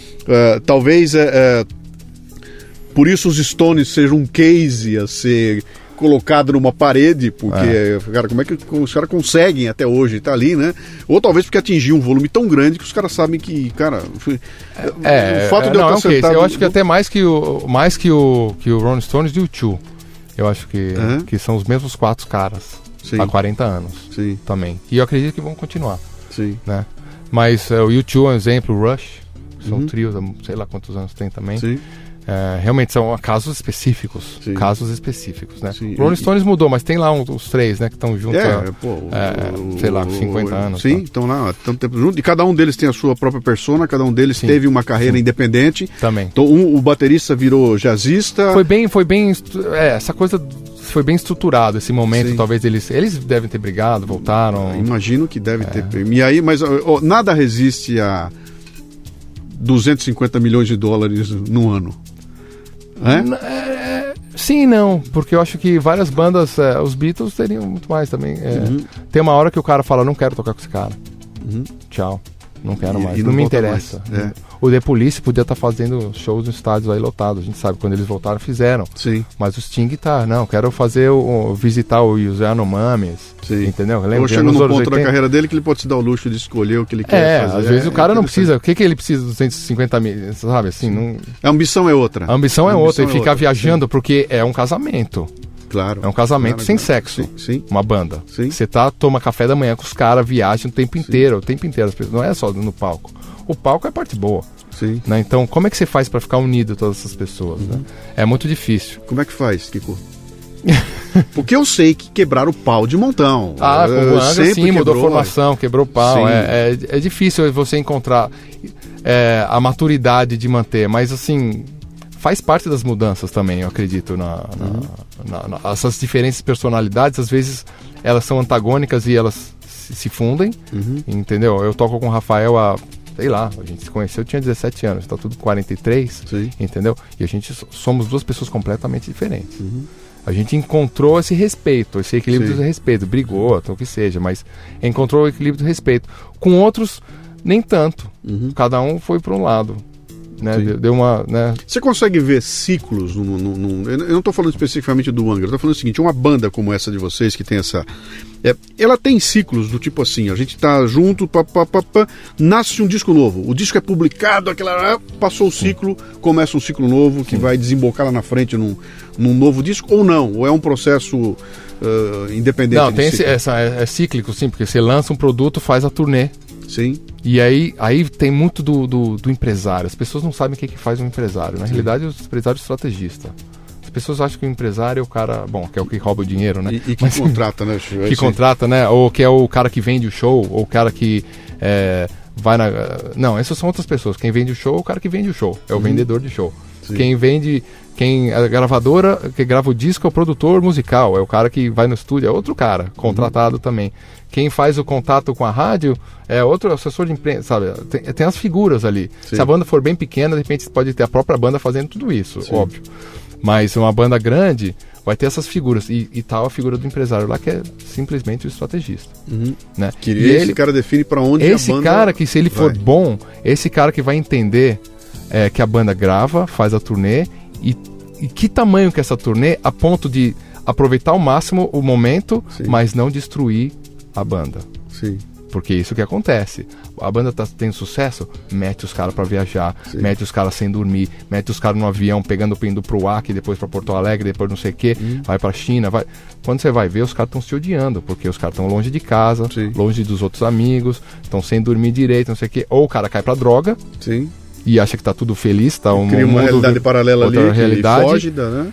Que não é o caso, não foi o nosso caso nunca, e então você fala, o que eu tô fazendo aqui? Não é tão legal assim mais, porque eu não aguento mais isso. Aí o empresário tem muito essa função, assim, ó, para aqui, cada um vai pra tua casa, fica lá, relaxa, família, amigo, faz o que você quer, mas dia tal a gente volta, próximo ciclo, e vamos aproveitar ao máximo. Então, que é interessante, né? Você tá falando, eu tô tentando trazer esse teu exemplo para dentro de um ambiente corporativo, que a maioria das pessoas que estão ouvindo a gente aqui não são músicos, né? E trabalham numa empresa onde você não pode fazer isso, cara. Eu não posso simplesmente falar, bom, para agora, cada um para casa e volta, porque eu tenho horário para cumprir. Você tem os lançamentos. Mas aí tem um produto novo. Mas eu tenho das 8 às 18 eu tenho que estar lá. Queira ou não queira, todo dia, o que eu posso tirar 30 dias de férias por ano, né? Mas para quem trabalha com liderança, é umas dicas fantásticas aí, né? Quer dizer, eu sou líder de um grupo e eu tenho que entender essas carências do grupo e eu tenho que agir para que eles esse atrito não aconteça. Mas ali, a banda em si não para. É cíclico e tem os momentos. Né? A banda em si não pode parar, mas você tem os outros caminhos, o merchandising, né? O que você vai ver, o site, você tem que estar rodando. Né? Como você pode aproveitar isso? Mas isso eu já aprendi desde o começo, que é uma profissão sazonal. Mesmo se você for dar aula de música, quem dá aula, o cara não está em janeiro, fevereiro. Se você toca rock no Brasil, esquece janeiro, fevereiro. É carnaval. Entendeu? Não vai ter nada. Não tem nada. Então, assim, você não vai trabalhar janeiro, mesmo que você queira. Você não vai trabalhar janeiro, fevereiro. Né? Se você for um professor de música, você também não vai trabalhar. O cara tá na praia. As pessoas acham que também estudar música é só quando vai para a escola. Eu não entendo isso também, né? Mas você tem que trabalhar os 12 meses do ano, né?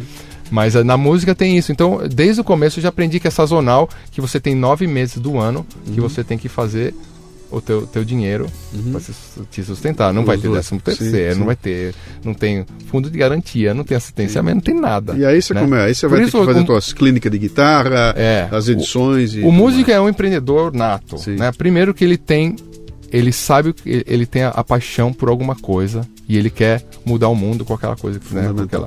É o principal, né? O porquê eu faço isso. Né? O tal do porquê você está fazendo, né? Então, propósito. Então, o músico nasce com propósito.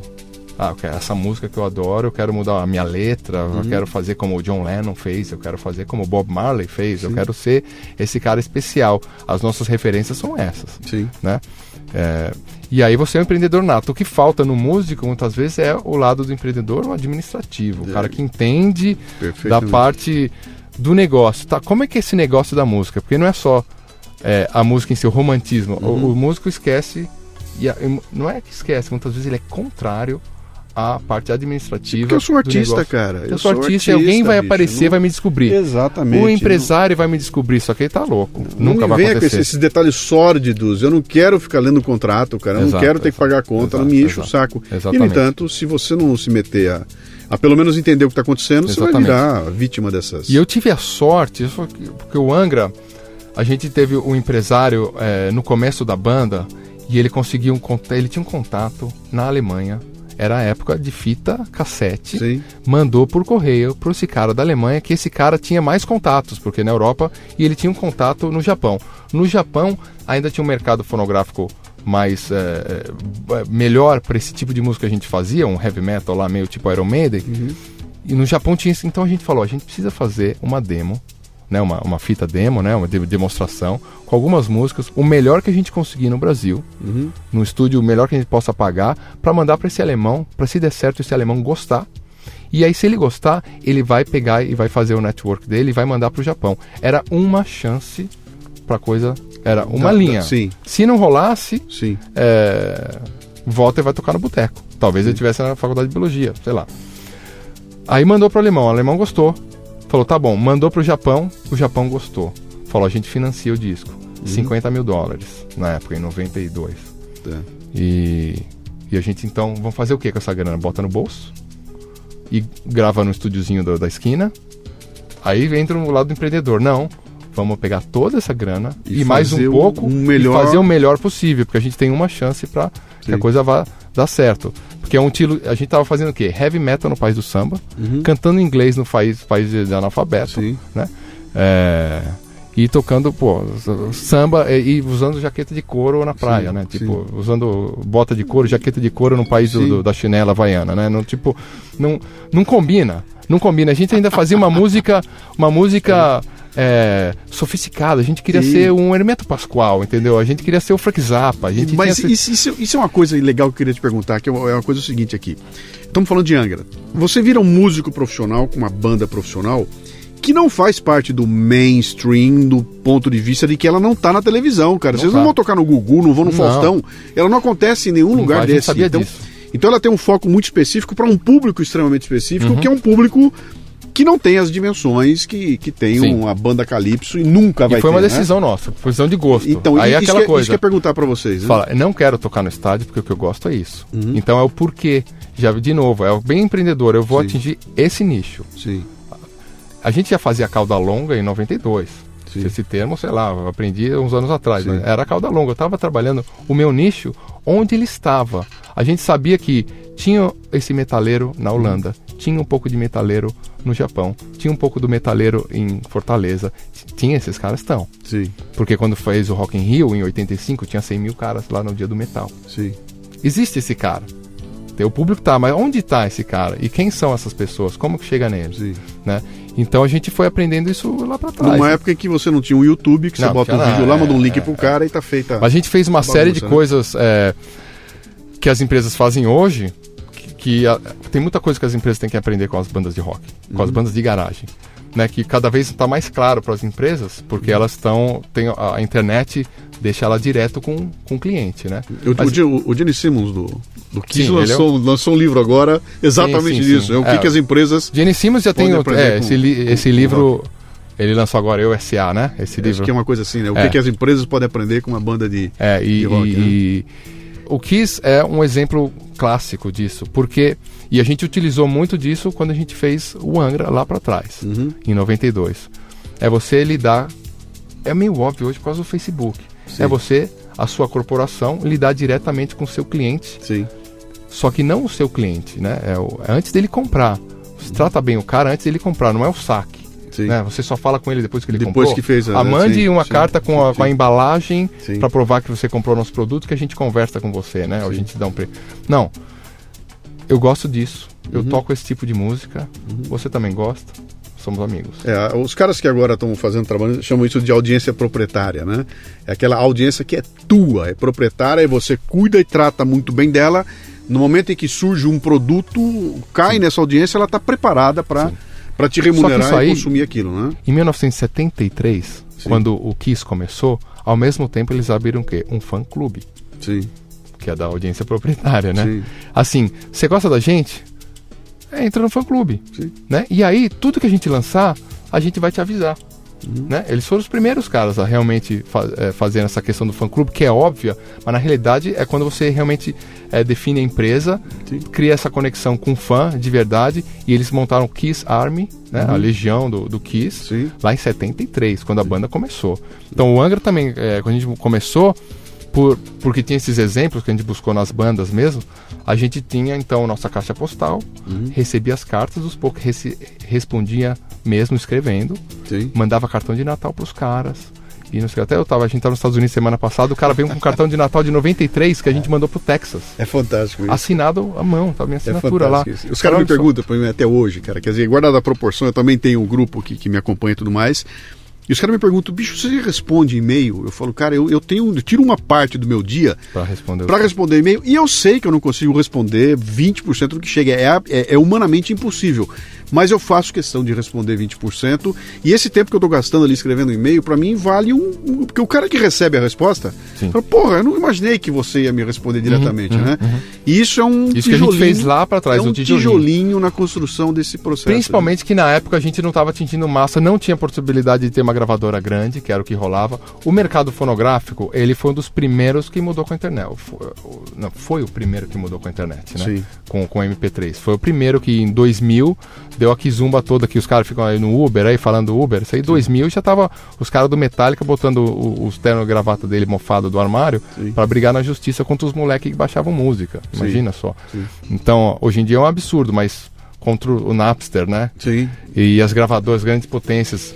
Mas a gente já sofreu isso lá em 2000, cara, 15 anos atrás, de acabar o mercado, né? E já desde 2001 eu falo, a gente vende máquina de escrever, A gente tá vendendo máquina de escrever, qual que é o caminho? Mas ninguém achou. Hoje em dia está tomando uma forma nova, né? Esse é outro papo, assim, Não pode que eu estou vivendo isso agora. Nesse momento eu estou fazendo... O caminho da música, assim, tal, que tá... Para tentar encontrar uma forma de você... Como é que a gente monetiza uma coisa que não é mais um suporte... Eu não tenho mais uma caixinha de plástico, um treco lá dentro do produto que eu pago por ele, pego e boto no meu bolso e falo, é meu. Isso aconteceu em 2000, cara, eu tenho um byte, cara. Eu tenho um treco que... Eu sou dono, mas eu não tenho a sensação de propriedade daquilo, porque aquilo não existe. É um e-book dentro do meu leitor de e-book, né? Exato. Então, eu entro aqui na minha sala, olha os livros que eu tenho. E eu tiro de um e-book, um eleitor de e-book, tem 5 mil livros lá dentro, cara. Então... Na música ficou mais confuso ainda. Isso aí porque a gente tem direito de performance e direito fonográfico. Na realidade, eles estão se misturando, porque não tem mais o suporte material que se fala, né? Sim. Não tem mais o suporte material, é tudo uma coisa só. Então você tá lá, vocês estão numa banda que não tá no mainstream, vocês definem claramente aquilo, tem um propósito, aquilo vai, a Angra se torna um paradigma no Brasil, quando você fala em metal hoje em dia, a Angra é o nome principal, ela acontece, os membros do Angra começam a aparecer em vários momentos, e de repente você se vê num palco onde na tua frente, a 10 metros de você, tá tocando um cara que foi o teu ídolo a vida inteira. E de repente esse cara vem e conversa com você. Do Megadeth, você disse? Não, eu tô falando em geral, qualquer coisa. Eu falei num belo dia. Primeiro momento, essa coisa do preparo, né? Você tá preparado. Tem 2 momentos que me passam a cabeça. Um foi o show em 94, a banda, ainda cabaça, né? Monsters of Rock, que era o Kiss, sei lá, a banda principal. E um show em 96, se eu não me engano, abrindo pro AC/DC. Isso me marca muito. Sim. Estádio do Pacaembu lotado, 40 mil pessoas, show do AC/DC. Já me arrepiei aqui. Os moleques tocando, e a gente tá lá tudo pronto, com o nosso equipamentozinho pobrinho, os caras com aquele mega montando o palco, e o AC/DC tinha tocado 2 dias atrás em Curitiba, e tava toda atrasada a montagem daquele circo todo que é o show do AC/DC. E aí o show do AC/DC era às 9 da noite. 9 da noite, o Pacaembu lotado, 40 mil negros, e a gente atrás do palco, fala, bom, não vamos mais tocar, né? Atrasou tudo, vai ser o AC/DC. Aí chega o tour manager, o gerente lá do AC/DC, fala, pode entrar. Entra aí, galera, pode entrar que o AC/DC ainda vai demorar uma meia hora pra ficar pronto, né? Os caras da banda, vai. Quando os caras falaram vai, a gente então empurra o amplificador pra dentro daquele palco gigante, 40 mil, um breu de gente, e toca ali meia hora, né? Então assim, eu não esqueço esse momento, porque é aquele momento do salto, né? Que muitas vezes acontece na sua vida, né? Sim. Da hora da verdade. você é bom mesmo? Você estudou quando você tinha 15 anos lá, as tabelinhas lá, você ficou estudando? Você se preparou ao ponto de poder chegar aqui você e se preparou entregar? de entregar nesse momento que você está sob uma pressão violenta, de você nunca tocou num tamanho de palco desse, o som não vai estar regulado perfeito para você, porque você está entrando numa roubada total. 40 mil negros que tá na hora do show do que eles vieram ver, que eles pagaram. Que a expectativa deles não é por esse bando de moleque aí. Era pra ter entrado no palco às 7 da noite. Enquanto os caras estão entrando, a gente tá fazendo aquecimento. Essa é a ideia da abertura, né? Não é na hora que o cara já chegou, tá esperando um tempão, entra uns moleques tocando umas músicas que eles não conhecem, né? Você tá pronto para entregar um negócio que convence os caras, né? Sim. E aí você transforma esse momento em uma oportunidade gigantesca e a banda dá um salto ali de apresentar um show bom na medida do possível, né? Nas situações. E não queima o filme, faz legal, toca para 40 mil pessoas ali e apresenta o som. Então isso é um momento forte que eu me lembro bem. Tá. Mas e você? E dos caras do AC/DC passando, dando okzinho. Isso que eu ia te perguntar agora. Como é que é esse negócio aí de tipo, você... metade do tamanho que eu imaginava que eles já eram pequenos. Isso que eu ia perguntar. Quer dizer, como é que de repente você tá em carne e osso na tua frente e de repente esse cara vem conversar com você e você tá falando com ele e fala, meu, eu ouvi esse cara a vida inteira. Cara. Isso aconteceu. Admiro esse cara de montão e ele tá falando comigo aqui e se bobear eu peguei uma guitarra e eu tô tocando junto com o cara. Isso é muito louco. Mas assim, enquanto você tá vivendo, você não repara nisso. Você não repara tanto, é muito louco isso. Em 98 a gente tocou no Les Zénith, que é a maior casa da França, antes de você ir para um estádio, para 6 mil pessoas. Nosso show só do Angra. E veio o Bruce Dickinson, que era o cantor do Iron Maiden. Sim. Pegou um avião, que ele é piloto, né? Voou lá e cantou 2 músicas com a gente. Só por quê? Porque curtiu. Porque a gente tava bem. Ele queria estar no nosso show, olha só. Sim. Pra ele era legal estar tocando... Você considera que esse momento se perguntar pra você esse é um momento qual é o ápice da tua carreira? Esse é um deles. Mas na hora eu não tive essa noção. Sim, na hora é um amigo, é o Bruce que vem ali, depois que você mas não fala, pô, o que você tá falando? Mas assim, na hora que vai crescendo, fala, meu, tá lotando esse show vai dar certo, esse show não sei o que, tal. E foi um grande show. Claro que na hora você tem a preocupação, preciso tocar direito, preciso pegar o negócio direito, né? Você perde a noção da grandiosidade e você acha que aquilo é... Porque não foi de repente. Sim. Né? A banda foi crescendo. A gente foi pra França 2 anos antes, tocou num lugar menor e foi crescendo, né? Em 95 a gente foi lá, tocou pra 1000, depois foi de novo, foi de novo. Eu fiz turnê de FINAC, eu e o cantor, o André, várias, rodando a França inteira, cumprimentando cada fã, mãozinha ali, entendeu? Fazendo sessão de autógrafo nas FINACs pela França. Então é um trabalho de formiga também, né? Embora você que está me ouvindo aí talvez não conheça o Angra, lá fora tem uma legião de fãs. Então, e a França foi o ápice na França. O nosso amigo Aquiles me contava, sempre me fala, cara, isso não acontece, que acontece no Japão. A gente vai pro Japão e é recebido como se fosse porque o fã japonês é um negócio impressionante, né? Mas o manager foi bom na época, o manager alemão que a gente tinha, que quando a gente fez o primeiro show, a primeira turnê do primeiro disco, o manager falou, a gente ganhou disco de ouro, né? Esse primeiro disco que lançou no Japão foi disco de ouro lá, a gente não imaginava. Caramba, um bando de moleque, disco de ouro, só que o manager alemão falou, vocês não vão pro Japão. Se fosse outro manager, falar, vamos lá que a gente vai ganhar uma grana lá. Sim. O cara falou, não, vocês não estão prontos. O teu disco tá vendendo igual ao do Metallica, mas vocês não são o nível do Metallica. Sim. O show de vocês, a performance, o produto, não tá no nível. Sim. Mete as caras aí, vai tocar no Brasil, se vira, faz. Amadurece, faz um próximo disco. Foi o que aconteceu. A gente foi 4, 5 anos depois pro Japão, já com muito mais. Já tinha tocado com esse AC/DC aí, já tinha tocado outros shows grandes e mesmo assim foi difícil também, né? Legal. Então foi bom o toque do manager aí nesse caso. Kiko, estamos aqui na reta final e eu não quero perder a chance de falar de 2 coisinhas mais para nós aqui. Megadeth.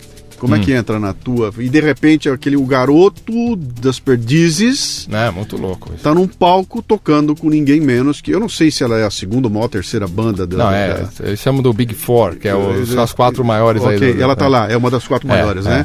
E, cara, você não foi lá pra tocar berimbau lá no fundo. Você foi... Não, sou guitarrista da banda. Guitarrista, são 4 membros, né? Eu sou um dos 4. Cá entre nós...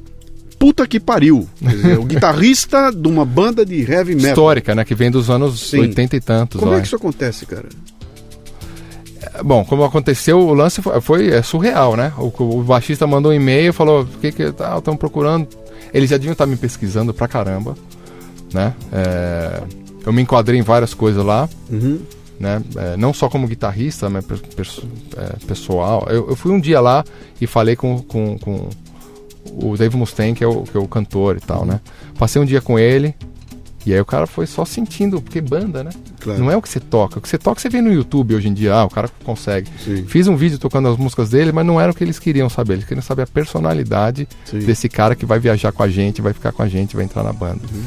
E aí eu acredito que essa vivência toda com Angra, profissionalismo ao longo de 20 anos, assim, as coisas que eu falei foram boas. Né? Na conversa, só no papo. Sim, até porque você não devia ser o único guitarrista na mira. Não, tinha lista. Ele e me eu falou. sei que esse processo de seleção dos caras é um negócio... Sim. É complicado. É aquela história do casamento, né? Vou escolher alguém para me casar, né?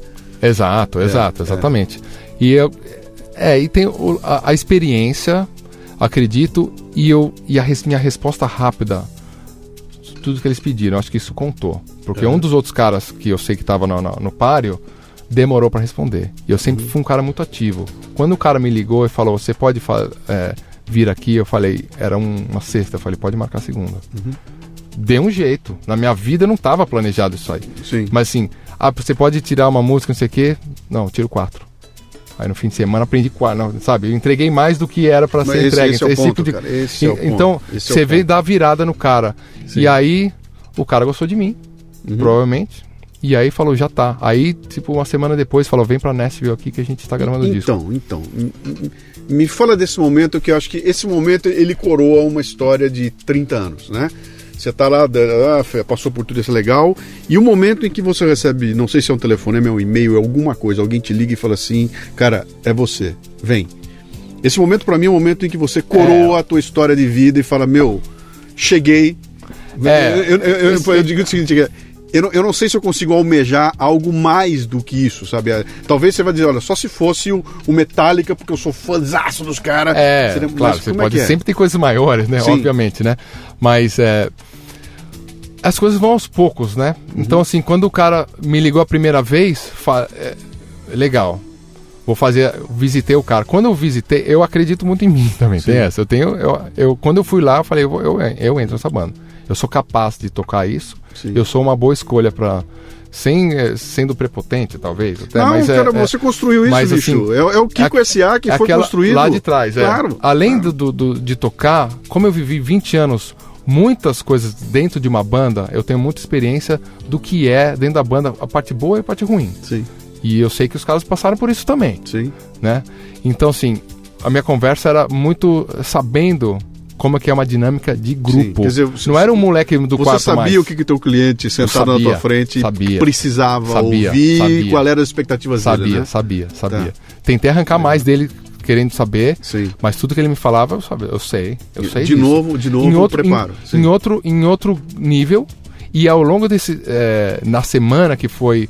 quando o primeiro e-mail do cara, até eu encontrar, minha casa era só Megadeth. Sim. Então, assim, já comprei a biografia do cara, já saí lendo, já saí vindo tudo que era negócio, eu vou estudar ver o vídeo da filha dele cantando no programa de televisão, o que fosse. Sim. Tô entendendo o que é esse cara aqui, o que essa banda é, o que ela fez, o que ela não fez, quais são os problemas, o que aconteceu. Beleza, quando sento com ele, já sei o que ele precisa. Sim, né? As referências, você já tem tudo aqui no... aí eu acho que a conversa foi boa. Eu saí dali, eu não sabia se tinha outro cara, guitarrista, tinha 200 caras que ele estava testando. Sim. Já foi um sinal o cara ter pago a passagem para ir para Nashville e pagar o hotel para ficar lá. Acho que já foi um sinal, ele não ia fazer isso com 100 caras. Sim. Né? Mas de repente tinha uns 4 caras, alguma coisa assim. Mas aí quando o manager me ligou, deles, aí eu falei, opa, o negócio ficou sério. Né? Quando o attorney, o manager, comecei a receber uns e-mails copiados como tipo, que tem um Megadeth Inc. Sim. Eu já vi, o negócio ficou sério. Os caras já estão mandando, né, antes de anunciarem. Sim. E aí eu falei, esse aí negócio vai rolar. Mas eu não podia falar pra ninguém. Claro. Porque eu podia botar por água abaixo, que é um jeito dos caras testarem se eu tô pronto a entrar num grupo tão... Sim, se não deslumbrou, né? Se não deslumbrar... E você falou que isso foi um processo rapidíssimo. Aconteceu... Só eu tô falando de... O primeiro e-mail foi em um mês, foi um mês. Disso, assim. Passou 2 semanas, eu visitei, uns 10 dias depois, eu tava em Nashville já, assinando os negócios. Puta, que loucura, cara. E já lá, e ele falou, vem pra cá, Não era nem pra gravar, fica aqui. Uhum. Os caras alugou uma casa lá no mato, lá, uma mega casa, alugou um carro, fica aí. Tamo aqui, tá tudo certo, né? Tá. E aí, do lado do estúdio, mega estúdio, nossa, que lugar lindo lá que tava. E fiquei lá, né?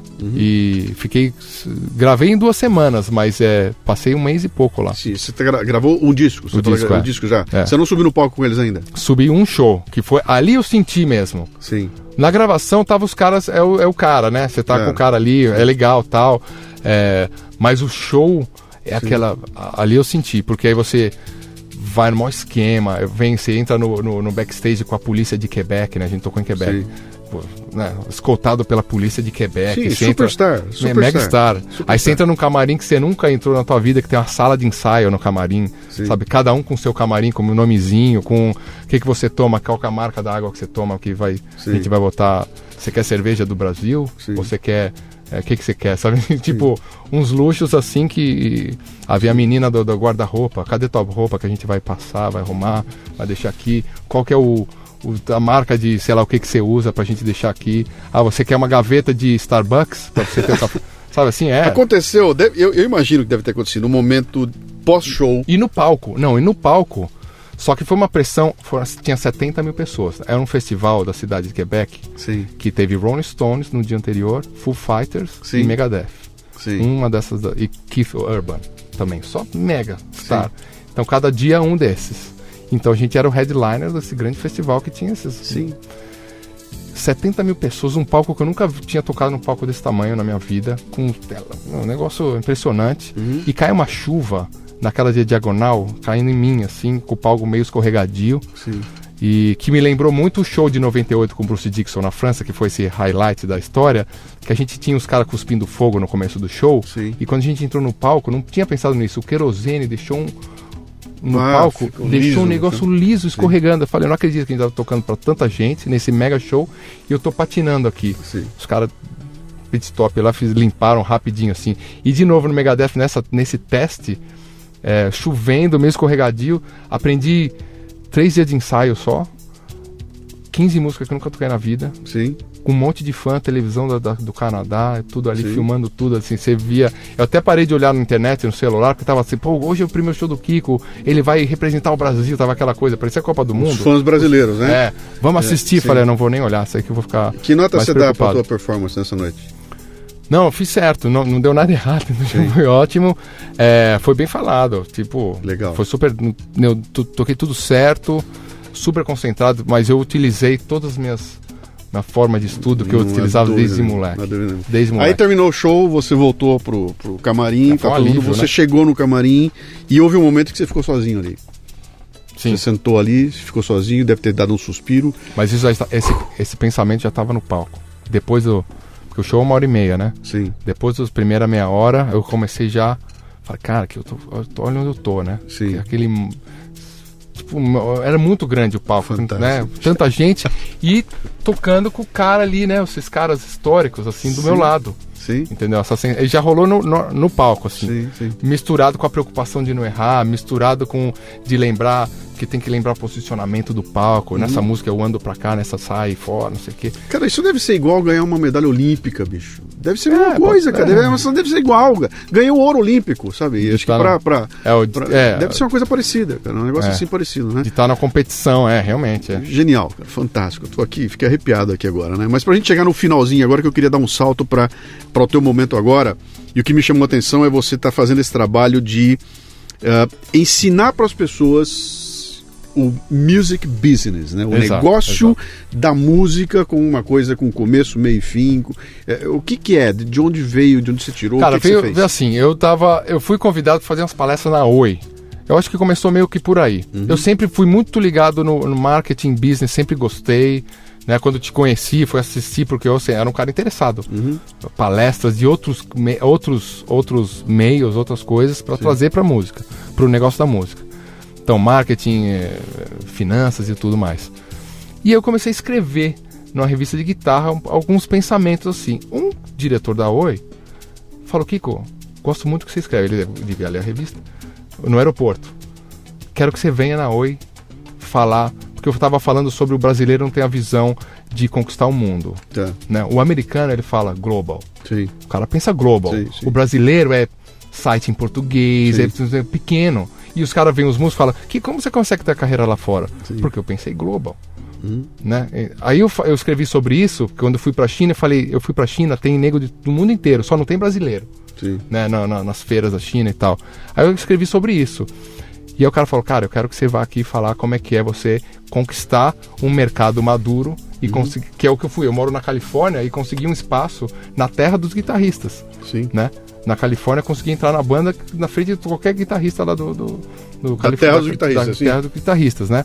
E já fui dar aula de guitarra em Hollywood, já fui dar aula na guitarra em Londres, na terra dos papas, né? Não é? É tipo um chinês dar aula de berimbau na Bahia. Sim. Né? Então, assim, É bom. né? Então, assim, tipo, o que esse brasileiro tá fazendo aqui, né? Sim. E eu consegui estar lá. Então o cara da Oi falou, vem aqui que eu quero que você fale isso pra gente conquistar os mercados que tem as outras operadoras, tal, que sejam maduros, Perfeito. né? E aí começou essa ideia daí. Aí eu montei um esquema, fiz algumas palestras pra Oi, fiz outras, assim, o mercado corporativo, trazendo esse mundo da música, falando das bandas de garagem, que pode mudar. Preparei isso. Só que eu falei, cara, mas na realidade eu tô falando pros caras que meio que já sabem. Tudo bem, eu tô dando um lado lúdico, mas e o músico em si? Sim. Ele não tem a noção. Não, deixa eu trazer então um lado corporativo pro músico, né? E aí eu falei, vou ensinar, e eu percebi que era uma coisa realmente que os caras não sabem, que os caras não sabem porque não tem informação. Sim. Não tem informação em português. Em inglês tem bastante coisa, mas o cara não sabe nem o que perguntar.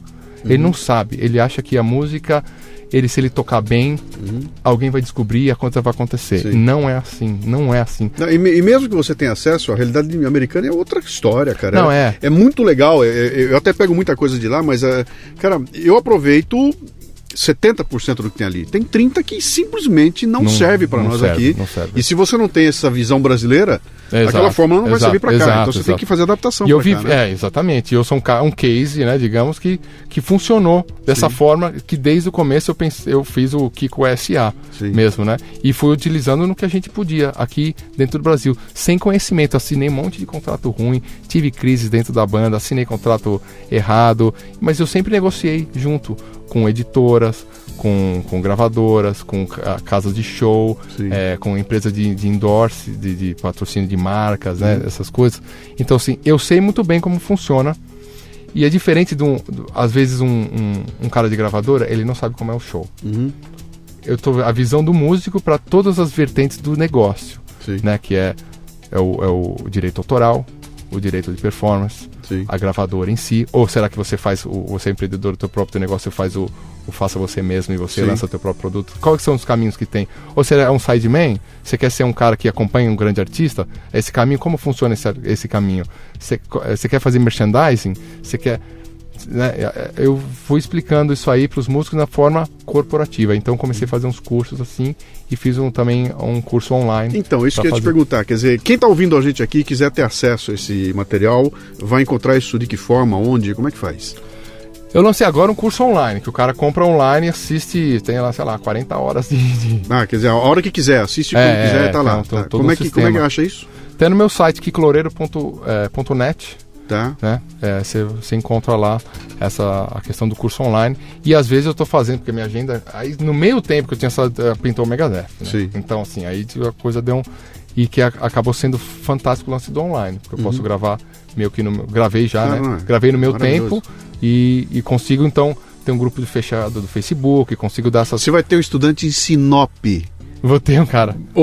Assistindo a tua aula lá em Sinop, cara. Exato. E tendo acesso a tudo isso. Exato. Não, eu acompanho os caras, fiz vários vídeos do YouTube também abertos, estava falando um pouco disso, eu percebi muita carência. As pessoas não têm a noção de como funciona. Muito legal isso. As pessoas acham que a arte... Sim, aquela história que você falou, eu vou tocar bem e alguém me descobre e eu faço sucesso, e não é assim, trabalho duro. E tem a coisa o cara acha que não pode falar de negócio, porque música não é para vender. Sim. Não tem isso? É a crise do artista. Sim. Eu não posso ser, senão você é um marqueteiro, senão você é um cara que estou vendendo minha música, não tem nada disso. Aí eu tenho que começar qualquer aula dessa falando... Deixa eu te dar os exemplos dos caras que foram os grandes businessmen e grandes artistas também. Sim. Né? Nem falo o Kiss, porque o Kiss, de repente o cara fala, não, mas o Kiss não é bom. Não, vamos pegar o Miles Davis, vamos pegar os caras que você não pode, o Herbie Hancock, com os caras de jazz, Sim. que fizeram uma carreira fantástica vivendo de música bem, né? Aí pega uns exemplos assim para quebrar esse paradigma, pelo menos. Sim. Que você pode ser um grande músico com profundidade e ter uma carreira Sim. de 40, 50 anos de sucesso. Legal. Né? Pô, genial, cara. Pô, Adorei. obrigado, Aqui, obrigado, olha, adorei. a dica que eu quero só pra gente fazer um fechamento aqui. Você está falando o tempo todo, eu estou voltando para esse trabalho que eu estou fazendo da palestra sobre produtividade, e tem um momento ali em que eu faço a definição da produtividade, aquela história toda, quanto eu aplico, quanto eu consigo de obter, se eu aplicar menos e obter igual, eu tenho alta produtividade, se eu conseguir obter mais sobre aquilo que eu estou aplicando, eu tenho também, e eu faço uma proposição ali de mudar esse pensamento e tratar a produtividade como uma multiplicação do meu empenho para o meu desempenho, né? E ali eu defino o empenho, o que é? É tudo aquilo que eu vou trazendo para dentro de mim. Então eu estou empenhando, eu estou aprendendo, eu estou lendo, eu estou treinando horas e horas ali. Você, no caso de ser músico, estou lá sentado até acertar o acorde, e um belo dia eu estou num palco daquele jeito. Pode entrar, cara. Tem 94 mil caras aí esperando a banda principal e você vai ter que entrar agora e não vai tomar uma latada na cabeça, né? E aquilo só acontece porque você estava com tudo aquilo empenhado, esperando para o momento do desempenho, né? Exato. Então, se não há essa pressão, ou você não tem essa visão de empenhar o máximo possível para estar preparado para quando surgir a oportunidade, eu sou o cara, entendeu? Fica tudo muito mais difícil. Mas isso é uma consciência que vem lá de trás, quer dizer, planejamento, foco, disciplina, cara. Então você tem essas coisas colocadas aqui e é muito legal a gente saber que isso está acontecendo com um cara que é um metaleiro, bicho. Um guitarrista de uma banda de metal que você olha de fora, aquilo tem um paradigma, eu olho para aquilo e falo que é um maluco, é um louco, que sei lá qual é desse cara aí. Esse cara não pode ter família, não pode ser casado, esse cara não pode ter uma vida normal. As pessoas sabem que você se prepara em casa, Sim. Depois você tem todo um esquema de preparo com a banda, Sim. o ensaio, você faz o show, que é a hora da verdade, que é essa hora que você vai Sim. mostrar, né? E quando você sai do palco, você tem um feedback. Sim. Você tem uma reunião Sim. de como, o que aconteceu, o que errou, o que vai acontecer. A cada show, É. isso acontece. No Megadeth, então, pelo amor de Deus. Exatamente. Porque você vai limpar as arestas, Sim. pro próximo show ser ainda melhor, e os caras estão há 30 anos, né? Sim, por isso então, assim, é tudo milimetricamente, assim, é impressionante. Sim. Assim, eu vi, e era uma das coisas que eu queria, era ver como que é o topo, né? O ar rarefeito do music business ali, com uma banda grande também, para ver como é que se faz, que faz a diferença do cara ser um músico de uma banda legal, do cara ser um cara no topo. Quer dizer, o nível de excelência... Qual que é essa excelência diferença? Onde está? Qual que é acima. a expertise que tem? Aí você vê nos mínimos detalhes, assim, em tudo, mas muito mínimo detalhe, para realmente não tem preguiça. Por mais que os caras eram muito loucos também, já tiveram a história da banda, mas não, é muita seriedade, cara. Sim. E assim, os dois caras da banda que estão desde lá, originais, é tipo o olho que tudo vê. Tipo, você faz um negócio um pouquinho diferente, cara, ó, aquela parte lá, você fez um negócio, é tipo um maestro, os caras são os maestros, né? Sim. Né? É um metaleiro, cabeludo, não sei o que, acha que é muito Mas louco, o cara tem... mas fora do palco, o cara é um diretor ali muito milimétrico nas coisas. que assim, legal. assim, uma excelência realmente. Kiko, você está tendo uma oportunidade que raríssimas pessoas têm. Você é um brasileiro que está lá fora experimentando tudo. Eu faço 1000 votos aqui que você aprenda isso tudo e traga para nós, cara. Traz para cá, bicho. Esse ensina. sempre foi, cara. Esse sempre foi um pouco do que nos anos 90 eu vi, alguém falou isso para mim, eu sempre carreguei isso comigo. Vai lá para fora, aprende e traz para cá. E traz para cá. Porque, esse é o tema do Café Brasil que vai sair ao ar daqui a 2 isso aí. semanas. Eu moro fora hoje, eu casei com uma finlandesa que dá um isso aí falar sobre a Finlândia, porque Estados Unidos é legal, mas não é. Sim, Finlândia ali Sim. da índole das pessoas, né? Você Sim. morar num país que todo mundo acredita em todo mundo, Sim. cara, nossa, isso aí dá um nó na tua cabeça. Onde o ônibus diz que vai chegar às 11h35 e ele chega às 11h35. E aí você sobe sem ninguém cobrar. E é normal, né? Onde você tem uma barraquinha com fruta e o preço da fruta e uma caixinha que você põe dinheiro. E pega a fruta e põe dinheiro e não normal, tem ninguém ali. E normal, exatamente. Isso e é aí o outro problema mundo. deles é que hoje tem que botar cadeado na bicicleta se você deixar Pois é. Porque antes nem isso, você deixava a bicicleta lá, né? O problema em Helsinki, é o problema deles, assim, né? Mas isso aí é outra história. Legal, que não vai faltar oportunidade. Bicho, Obrigado, Luciano. muito obrigado por estar aqui conosco aí. Espero que você tenha curtido aí. A gente vai... Demais. Eu vou voltar a te incomodar um pouco mais aí, Ótimo, porque, ótimo. cara, vamos trazer isso aí para os brasileiros precisam. Essa Quem ideia. quiser te encontrar... KikoLoureiro.net. KikoLoureiro.net, Isso. ou então Facebook, né? Kiko Loureiro, tá lá fácil. compre os DVDs, compre os CDs, compre o livro, assista o filme, etc. Exatamente. No YouTube tem os canais para conhecer um pouquinho essa lance do viver de música, que eu uso no meu canal do YouTube, Kiko Loureiro Oficial. Tá.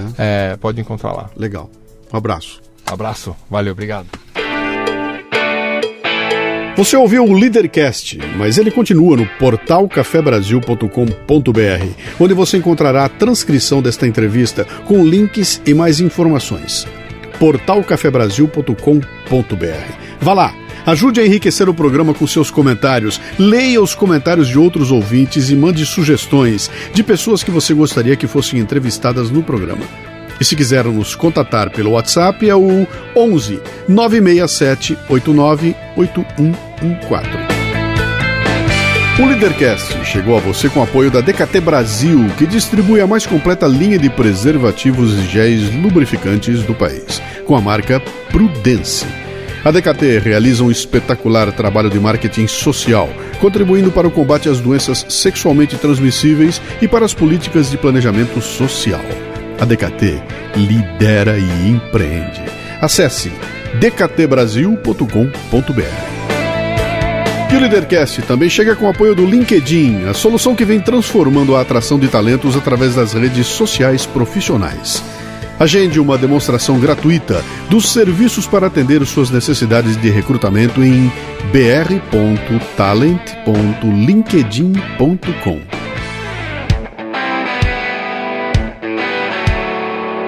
Você ouviu o Leadercast com Luciano Pires. Mais uma isca intelectual do Café Brasil. Acompanhe os programas pelo portal cafebrasil.com.br.